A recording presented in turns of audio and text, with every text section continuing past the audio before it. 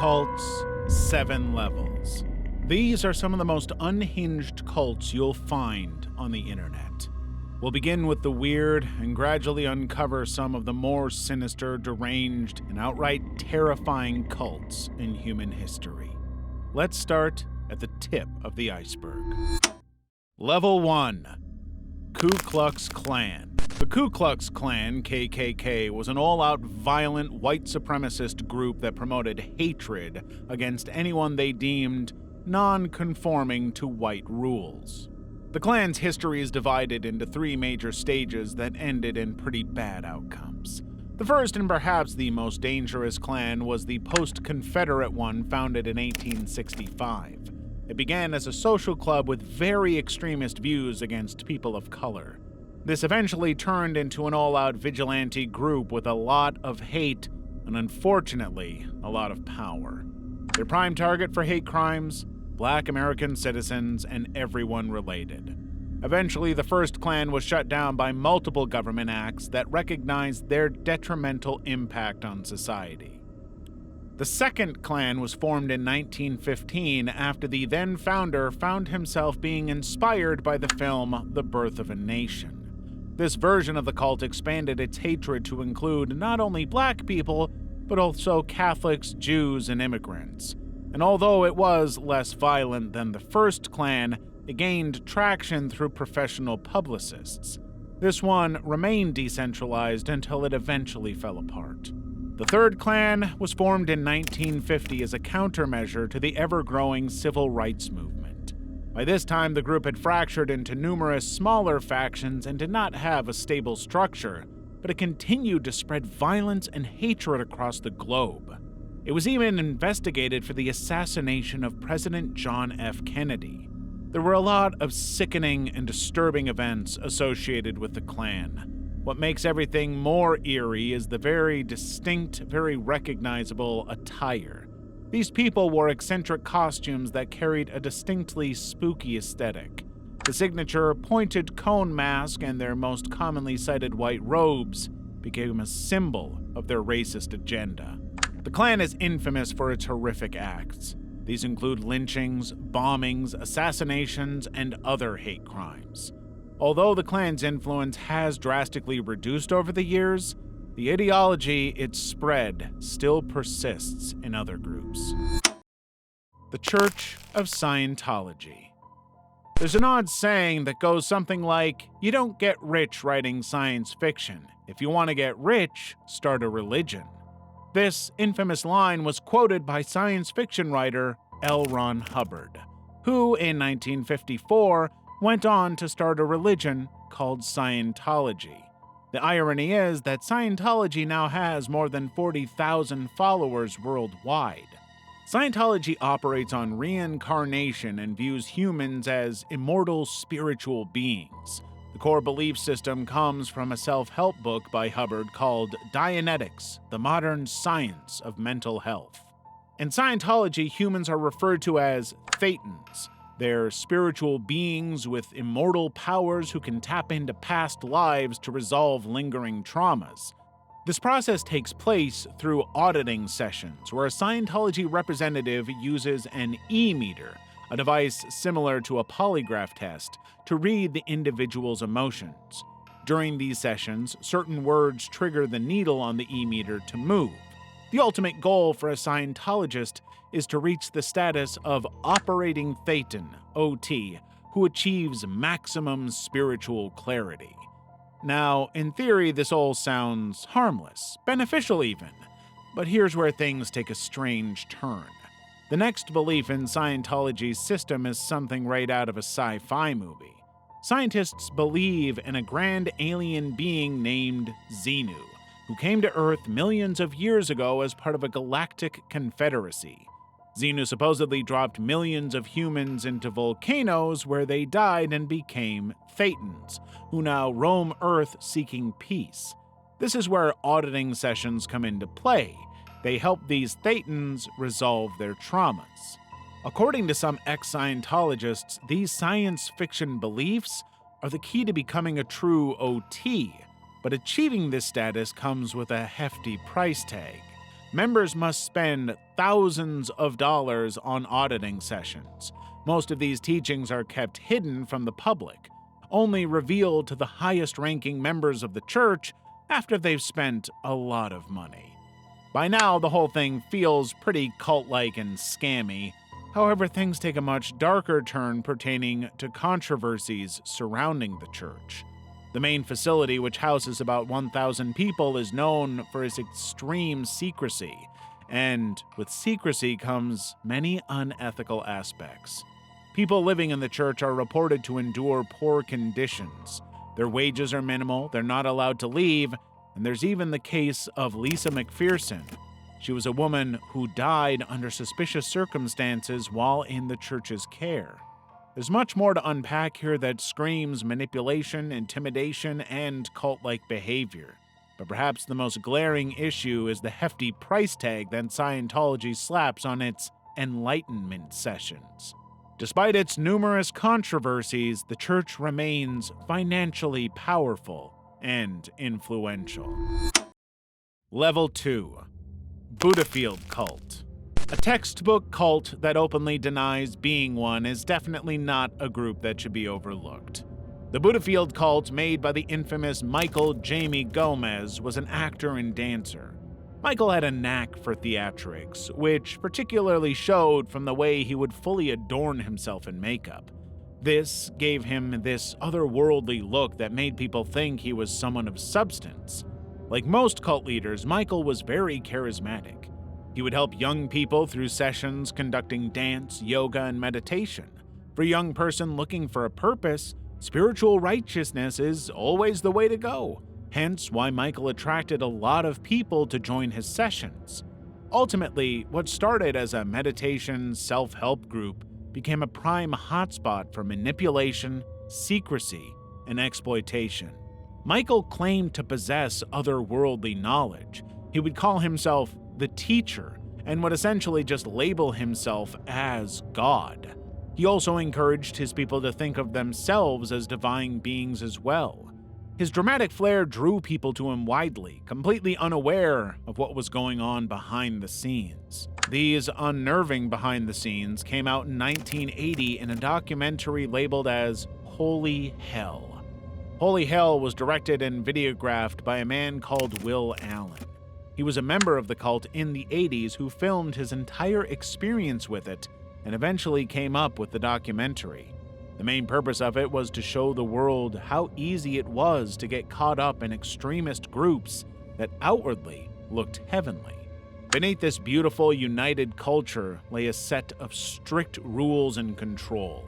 Michael controlled almost every aspect of his followers' lives. They were not allowed to be in relationships, were forced to cut ties with their families, and couldn't even eat without the leader's consent. They worked without rest while Michael enjoyed everything at their whim. It was exploitation to the fullest. So many of the ex-members who somehow escaped recalled their very strange and borderline harrowing experiences with Michael. A group that started as a source of love and community for its people became their biggest nightmare. Michael reportedly still leads a small group of devoted followers, proving that the allure of cults remains as strong as ever. The Church of the Lamb of God. The Church of the Firstborn of the Lamb of God, often shortened to the Church of the Lamb of God, was a branded faction from the Mormon fundamentalist group, the Church of the Firstborn.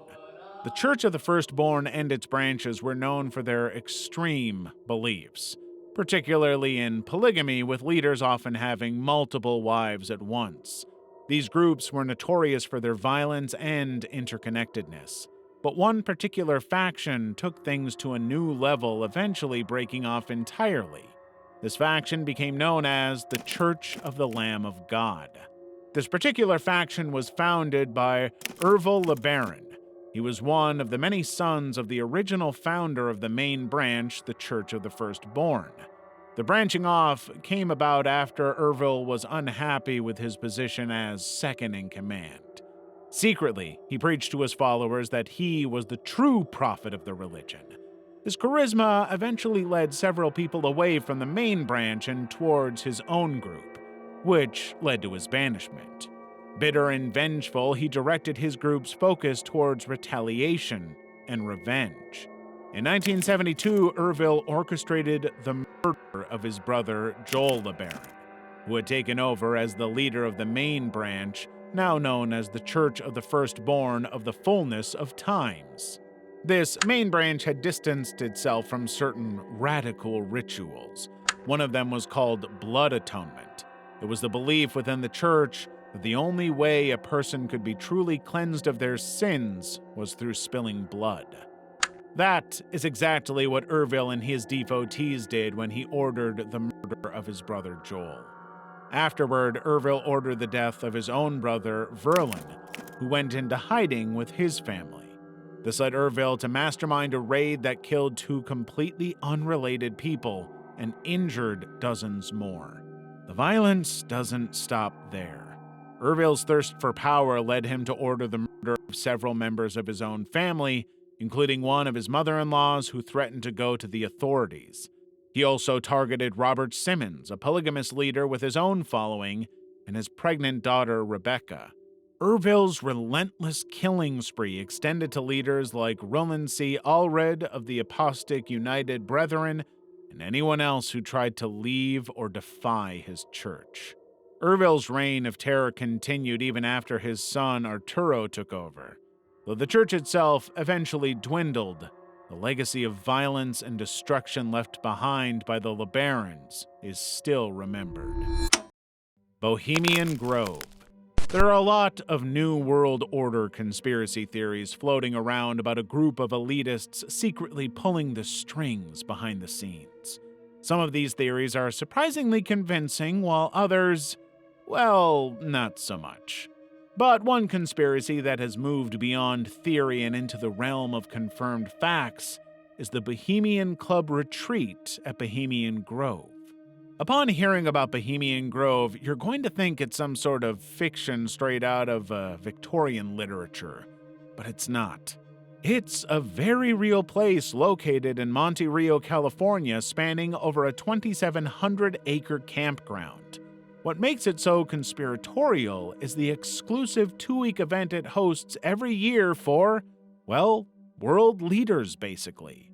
The Grove is owned by the highly esteemed gentlemen's club known as the Bohemian Club. It's essentially a massive social network comprising of the biggest elites of this world: artists, museum curators, scientists, Ivy Leaguers, and even U.S. presidents. And we all know the words elite and secret clubs don't always go too well together. The Bohemian Grove retreat goes a bit more extreme with its secrecy. Despite the entire club's elite reputation, only about 2,000 invited members are allowed to attend the event and its mysterious festivities. Both the members and the activities surrounding the event are highly ambiguous. Whatever the actual festivities are, they certainly have a cult-like ritualistic flavor. According to journalists who've managed to infiltrate the event, these rituals are wild. The retreat kicks off with a directive to attendees to avoid discussing business, despite most of them being very important people. The motto, "Weaving spiders come not here," is used as a reminder to keep things casual. Then the infamous cremation ceremony begins. Yes, you heard that right. The festivities kick off with a cremation ceremony of an effigy called Care. A group of men dressed in red robes holding torches bring the effigy to a particular spot in the area being looked over by a massive owl statue.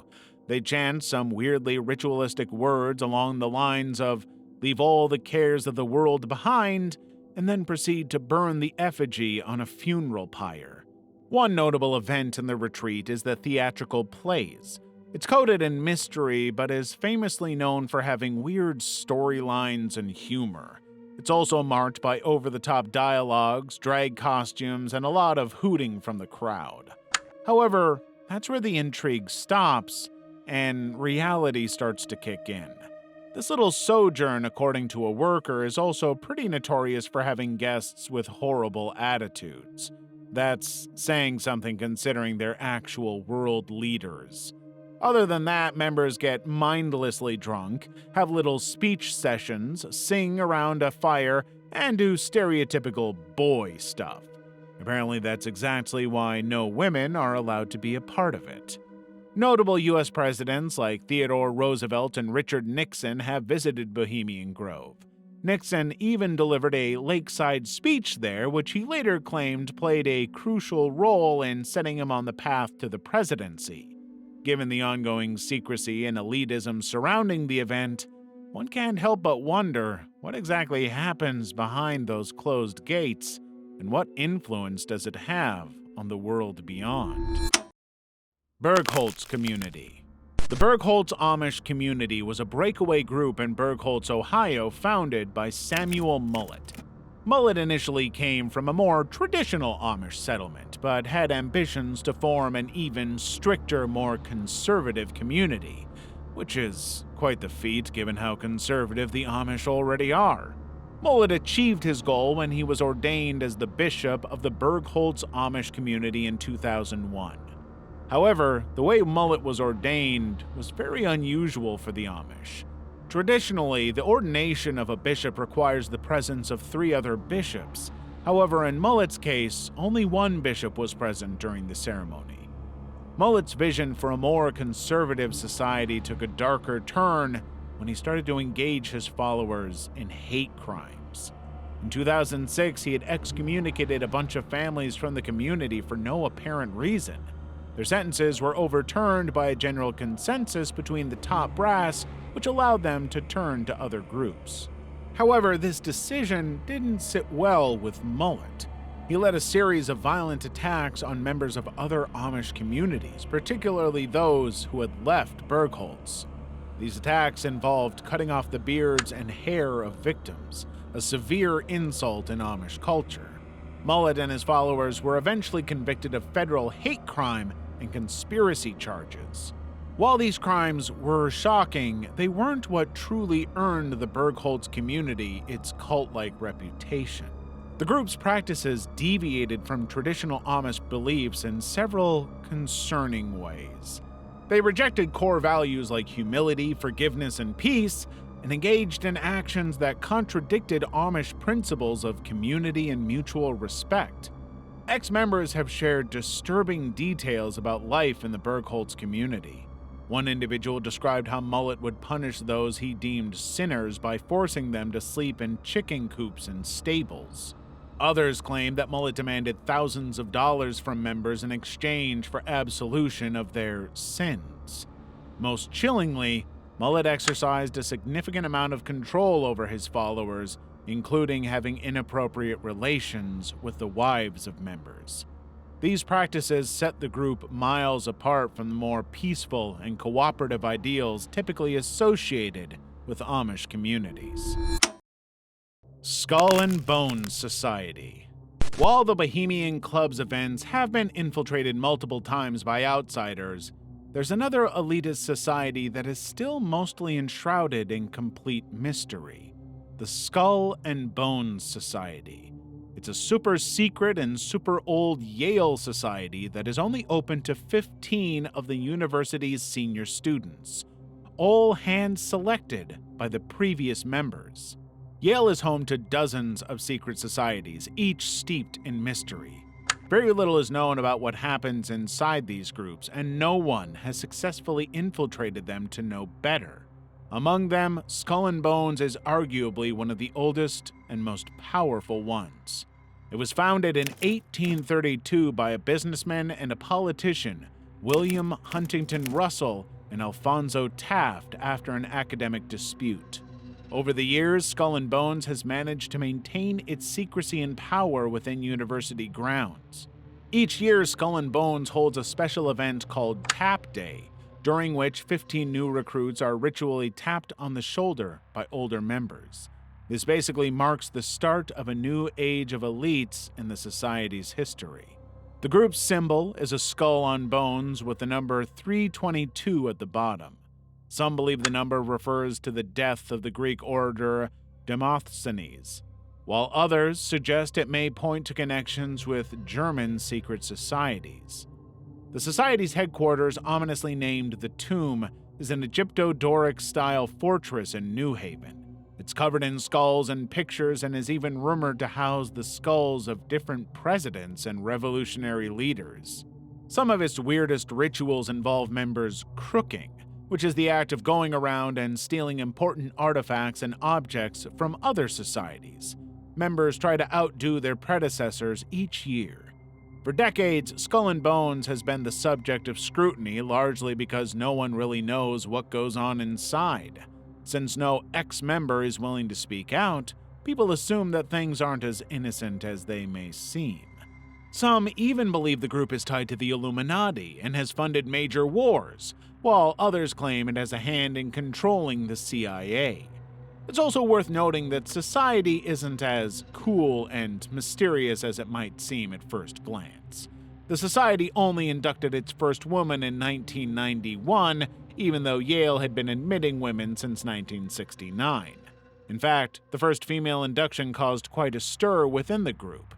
The previous conservative members even attempted to block female membership through courts and lawsuits. Ultimately, we don't know if Skull and Bones is just an innocent college tradition or the breeding ground for a sinister new world order. What we do know is that it's produced some incredibly prominent figures like George H.W. Bush, William Howard Taft, and John Kerry. Level 3. The Cult of Synanon. Synanon was a cult formed in 1958 by a man called Charles Diederich Sr., or Chuck. It started off as an organization with a noble cause, but ended up letting its success become its downfall. Diederich, a recovering alcoholic, had turned his life around through a recovery program called Alcoholics Anonymous. He was known for his charisma and sharp humor in the program, which gave him his new calling to help people. He decided to take on his mission by opening his own rehab center called Tender Loving Care. Unfortunately, it was neither tender, loving, nor caring. Determined to help addicts get clean, Diederich actively sought out people on the streets to bring to his center. One of his key methods was the controversial Sign-In game. It was essentially a verbal attack therapy where participants tore into each other under the guise of emotional healing. While initially non-violent, the sessions became increasingly abusive as Sign-On morphed into a full-blown cult.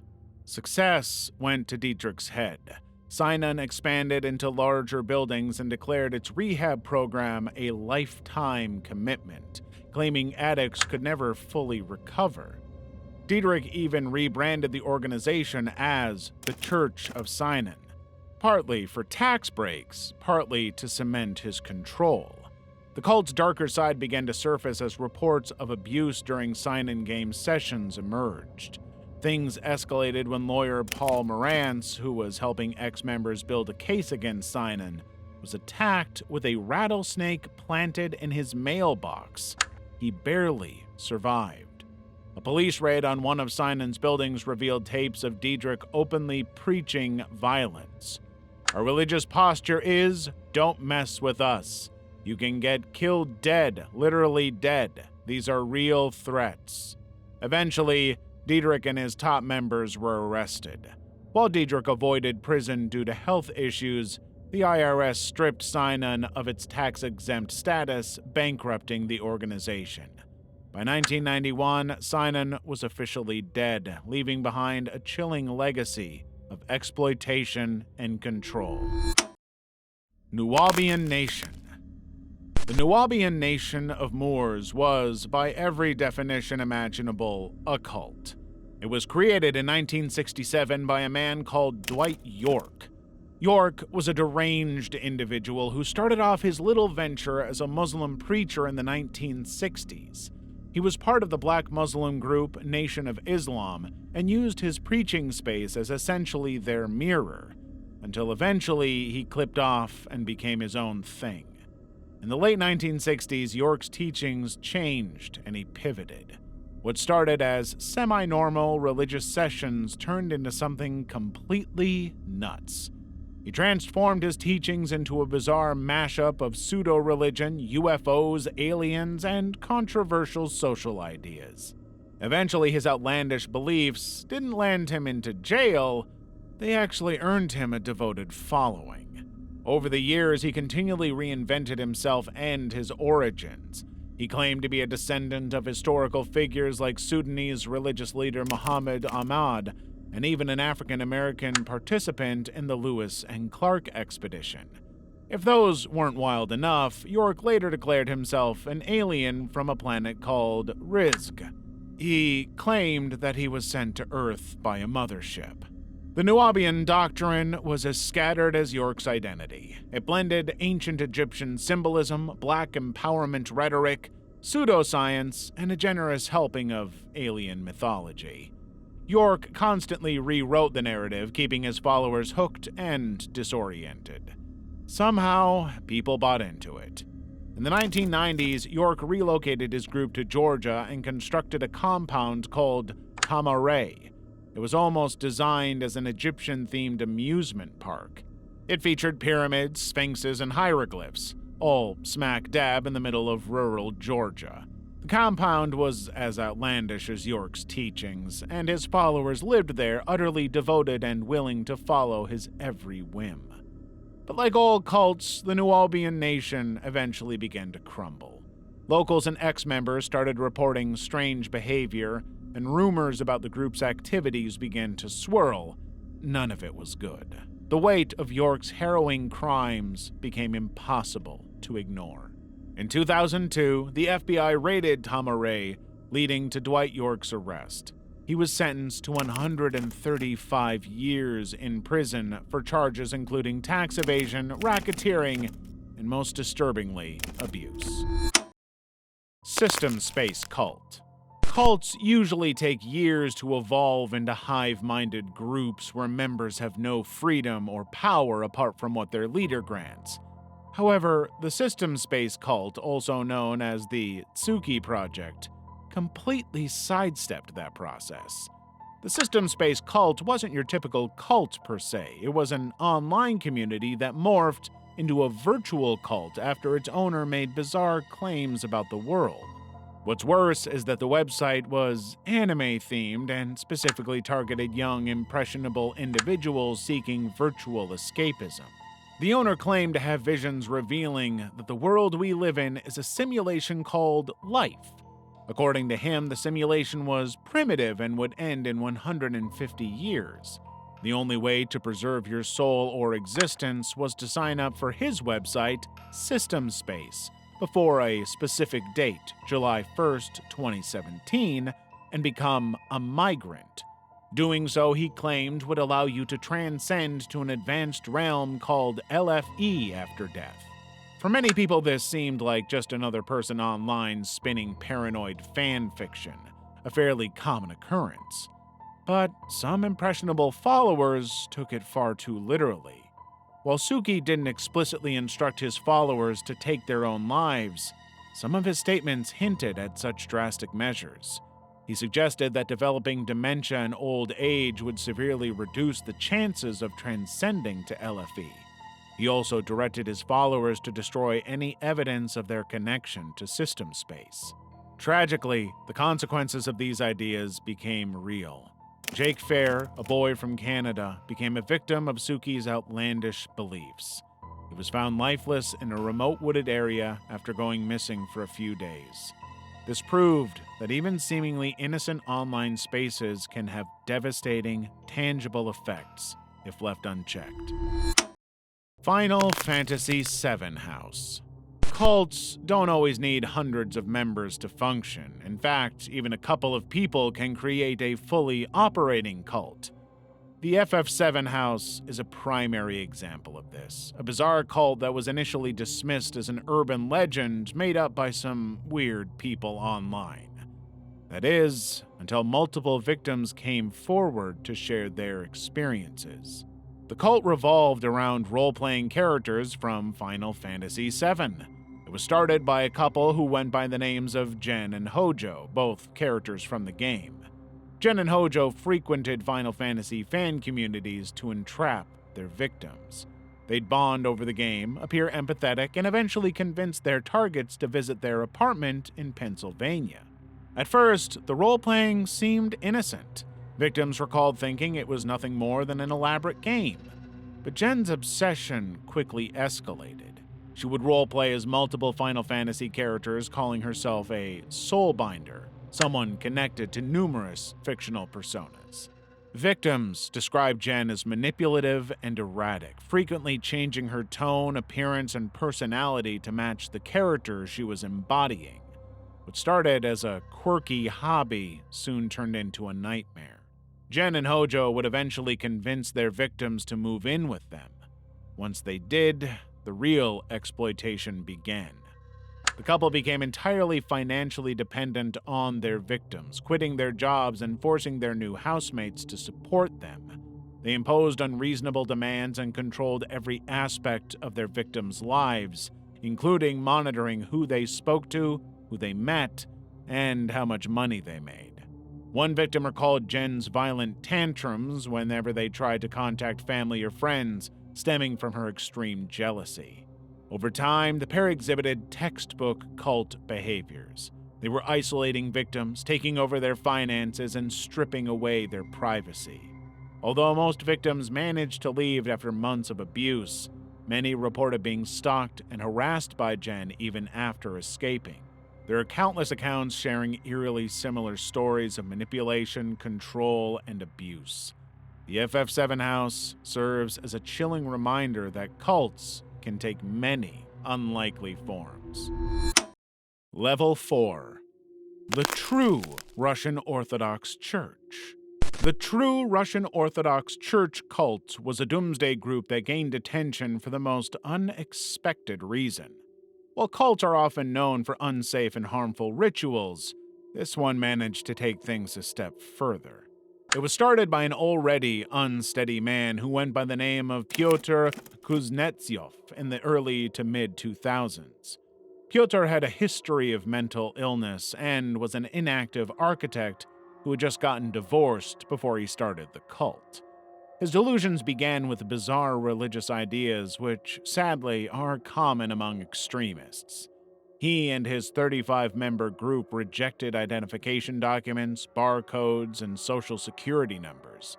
They claimed these objects were linked to devil numbers and satanic imagery. Things took a drastic turn when Pyotr predicted the end of the world. He believed it would happen in May 2008, and the only way for humanity to survive was to go underground. Following this belief, his group of 35 people locked themselves inside a cave in Penza in November 2007. Ironically, Pyotr didn't join them. Inside the cave, the group created their own community, threatening to end their lives if authorities tried to remove them. The situation began to unravel in March 2008 when the first 7 members emerged, unable to continue living in such dire conditions. Slowly, more members followed.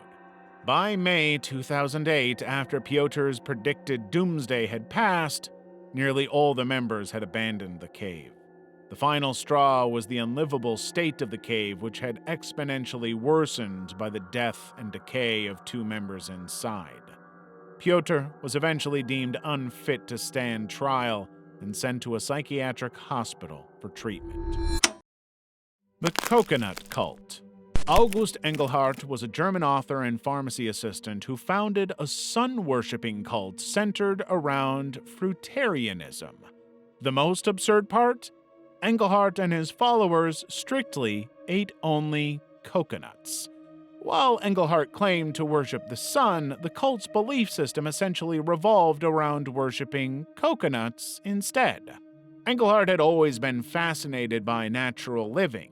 Even during his time as a pharmacy assistant in the industrial era, he preached a pure, natural lifestyle. He followed his beliefs by moving to Papua New Guinea, going completely nude, and adopting a coconut-only diet. Eventually, his solitude wore on him and he longed for company. That's when he started his cult, the Order of the Sun. He wrote letters to like-minded individuals to convince them to join him. Many surprisingly did. Brother Stare. Brother Stair was a popular evangelist minister in the 1990s. His teachings gained significant traction largely due to his convincing, though unfounded, predictions about the end of the world. He built a following around his skepticism-driven religious ideas. But that's not what Stair became most famous for. Like many overhyped religious figures, he let his fame get to him and decided to form his own little community. In 1978, he purchased a motel in South Carolina and gradually invited people to join him in his mansion.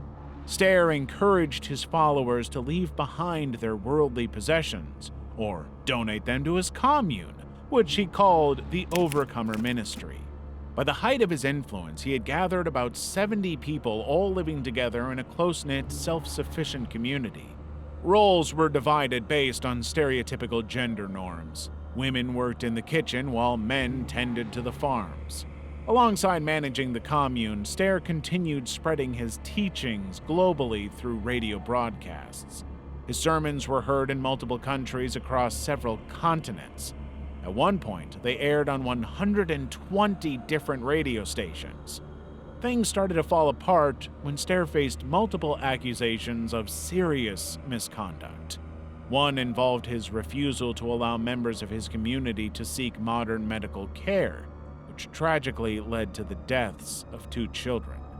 Another was his blatant abuse and misconduct toward women during sermons, some of which were even caught on camera.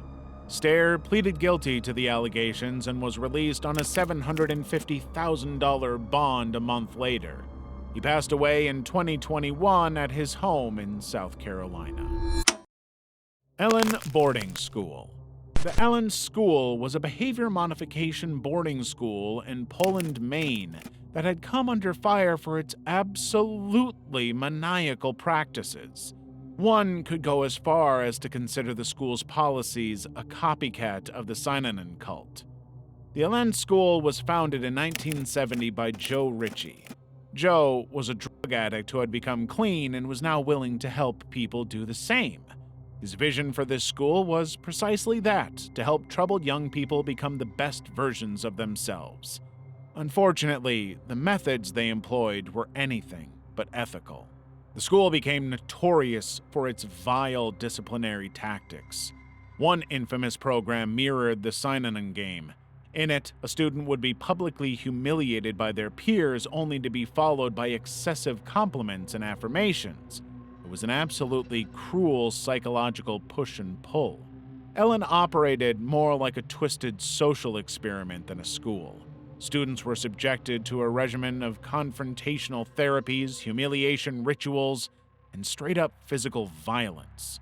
Former students recounted punishments like cleaning urinals with toothbrushes. For the truly misbehaving, the school had a boxing ring where students were forced to fight, sometimes to the brink of serious harm. It was less of a behavioral correction center and more of a fight club. And if that wasn't enough, Ellen had a dark past and got darker with time.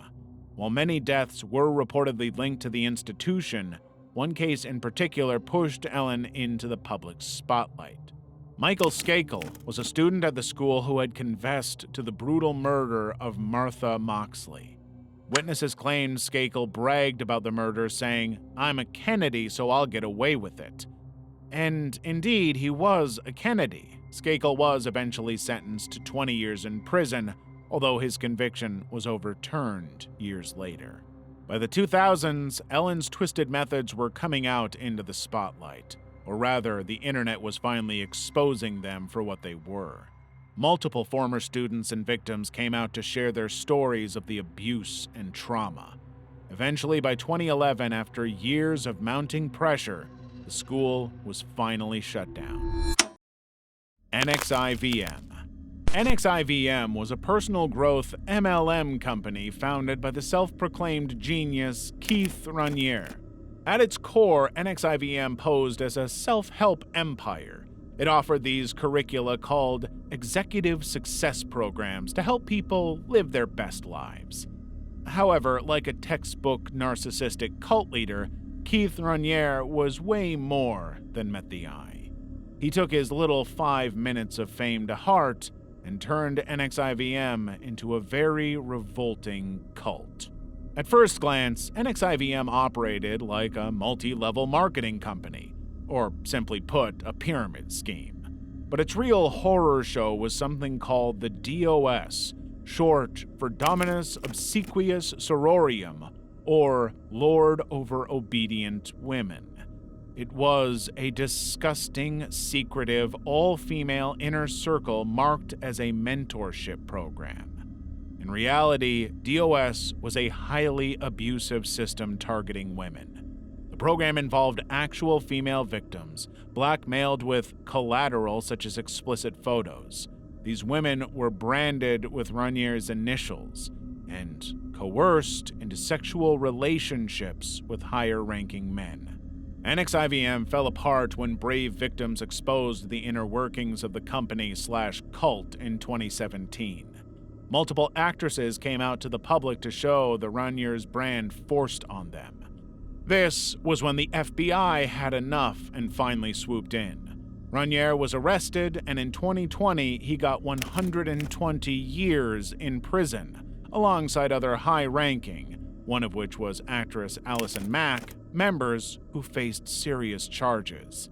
Next time, though, if someone offers you personal growth through a pyramid scheme, maybe just read a self-help book instead. It's cheaper and way less creepy. Level 5. 7M Films. The Wilkins sisters were an up-and-coming TikTok dance duo that had garnered a considerable following early on.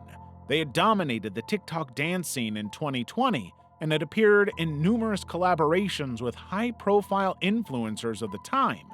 However, by 2022, a series of alarming events brought the sisters into the spotlight for reasons far from their dance moves. In 2022, one of the sisters, Melanie Wilking, came on TikTok Live and implored her audience for help. Her reason? According to her, Miranda Wilking, now Miranda Derrick, had fallen victim to a religious cult and was not in control of her life. This little inner tidbit of their lives shocked the followers and quickly went viral.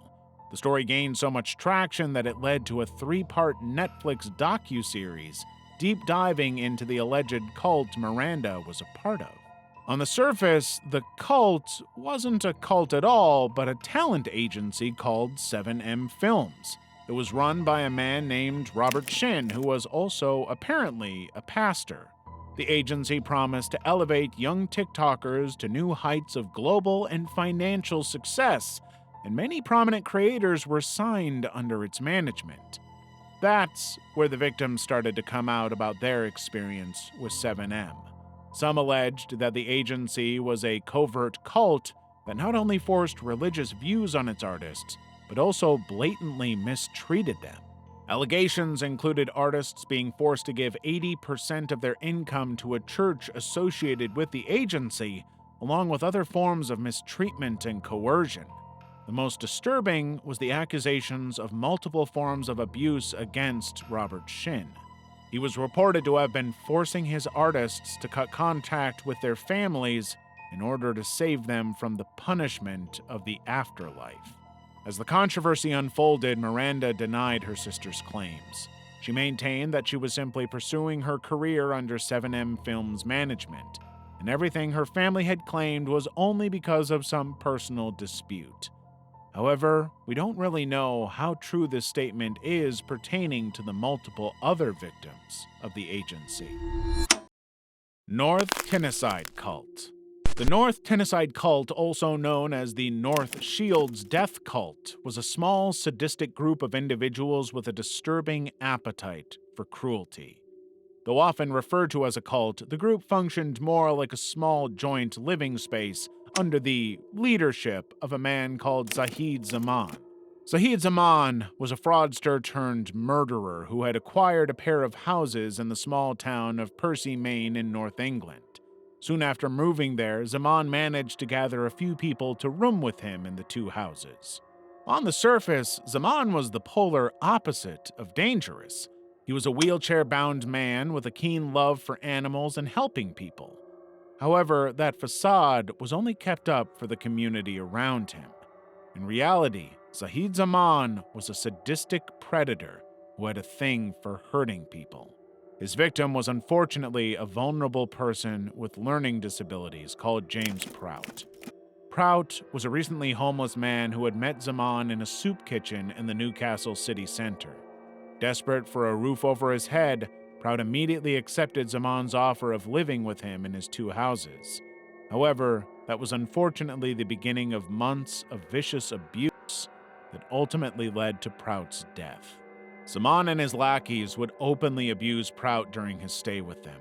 It started with them starving and physically assaulting Prout, but escalated to absolutely disgusting lengths.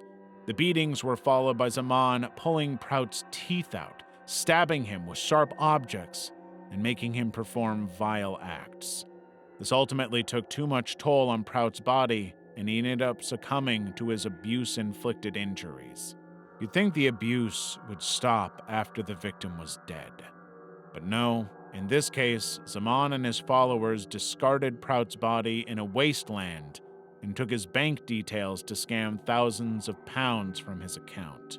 The body was discovered a month later, and 4 people in the group were arrested. All 4 faced different sentences, with Zaman receiving a life sentence in prison. Level 6. The Manson Family.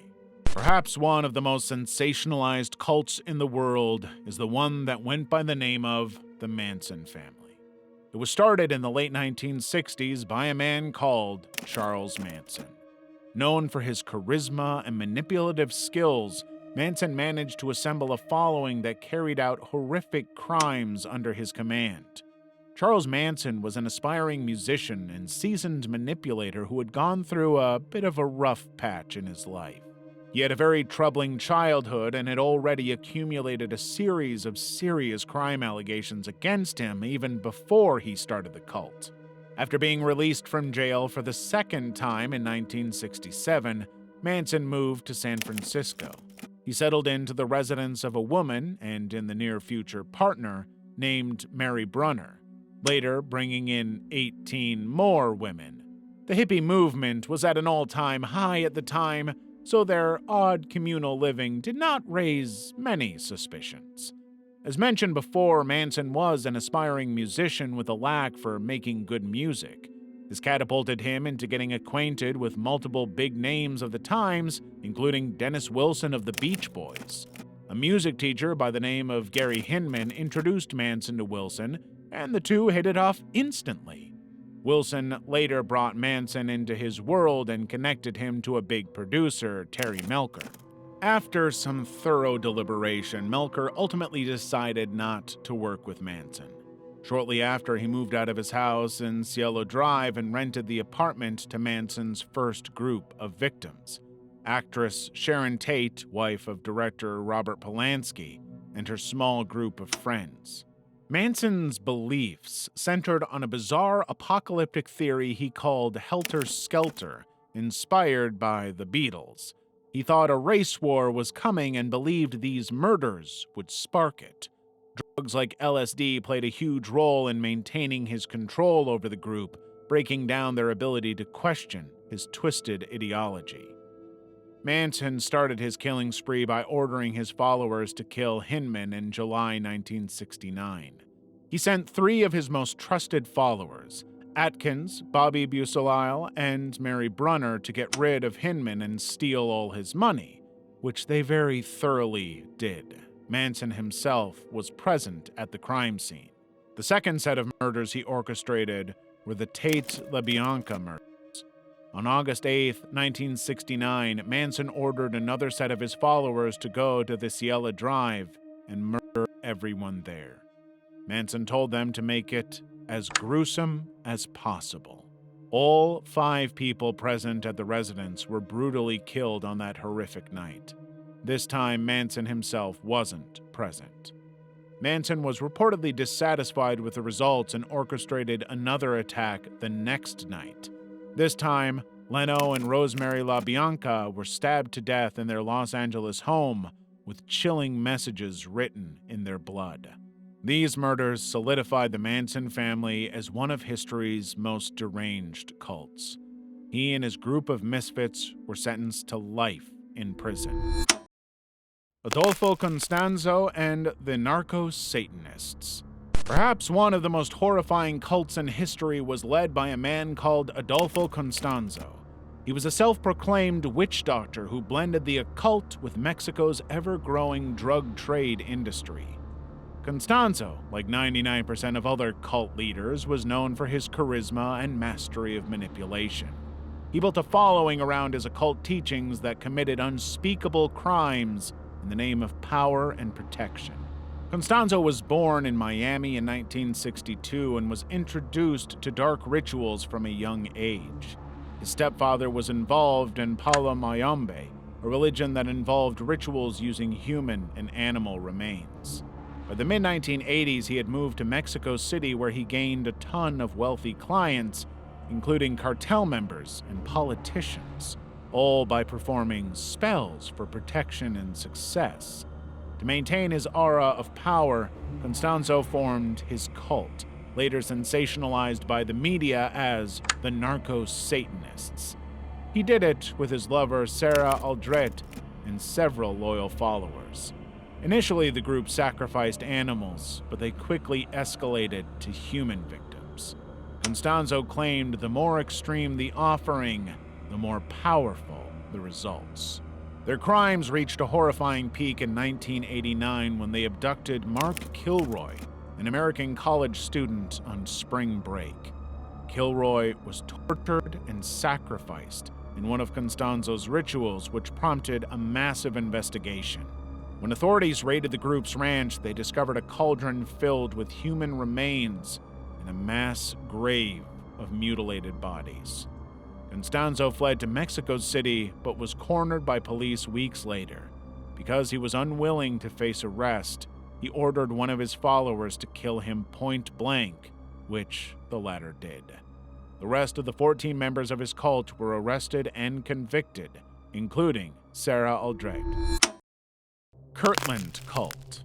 Jeffrey Lundgren was a self-proclaimed man of God who claimed to have visions and direct spiritual connections with divine powers.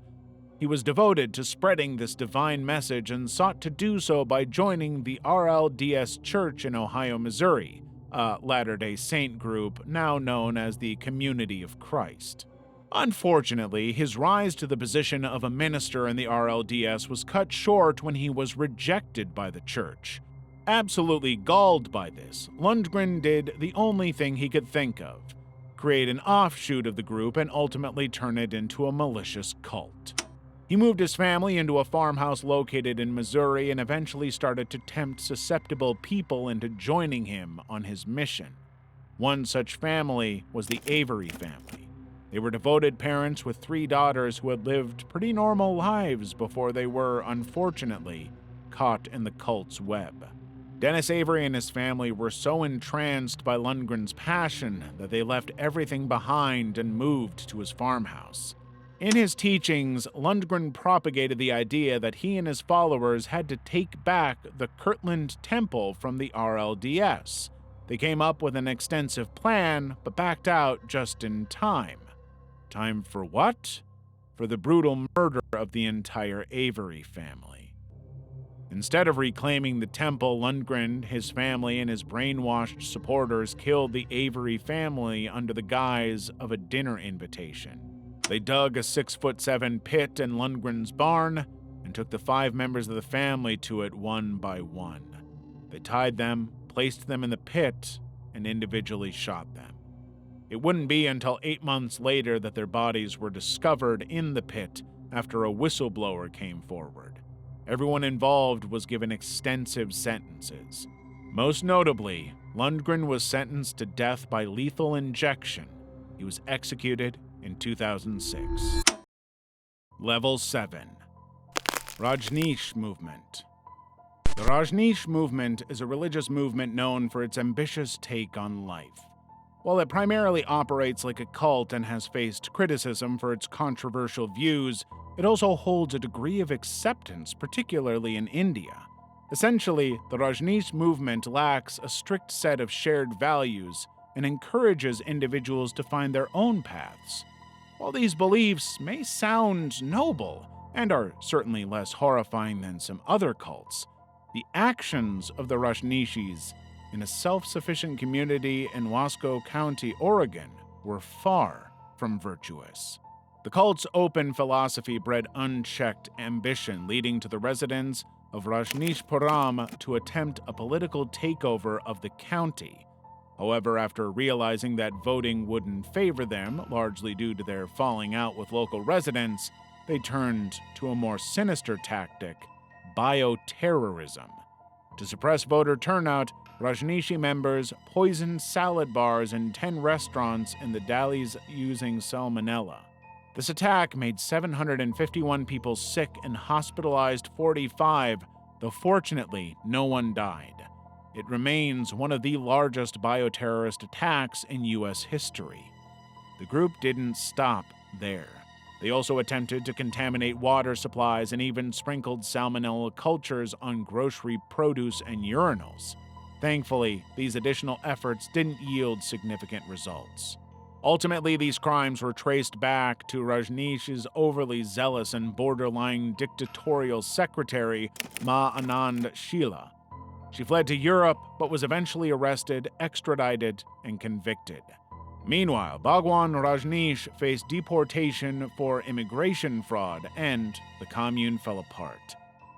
The Rajneeshi bioterror attack left hundreds sick and a community shaken. It stands as a reminder of how ambition and paranoia can lead cults to catastrophic violence.